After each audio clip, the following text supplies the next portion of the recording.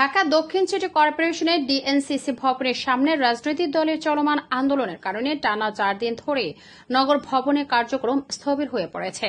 এই অবস্থায় স্থানীয় সরকার পণ্য উন্নয়ন ও সমবায় এলজিআরডি মন্ত্রণালয় উদ্বেগ প্রকাশ করেছে এবং আন্দোলনকারীদের অচল অবস্থা দূর করার আহ্বান জানিয়েছে। 18 মে এক প্রেস বিজ্ঞপ্তিতে এলজিআরডি মন্ত্রণালয় জানায়, আদালতে একটি রিট বিচারাধীন থাকা অবস্থায় আন্দোলন চালিয়ে জনদুর্ভোগ সৃষ্টি করা আদালতের প্রতি অনাস্থা শামিল। মন্ত্রণালয় জানায়, উচ্চ আদালতের নির্দেশনার ভিত্তিতে পরবর্তী পদক্ষেপ গ্রহণ করা হবে। ডিএসসিসির নতুন মেয়র ইশরাক হোসেনের শপথ নিয়ে আইনি জটিলতা এবং নির্বাচন কমিশনের গ্যাজেটকে ঘিরে আদালতে রিট দায়ের করা হয়েছে।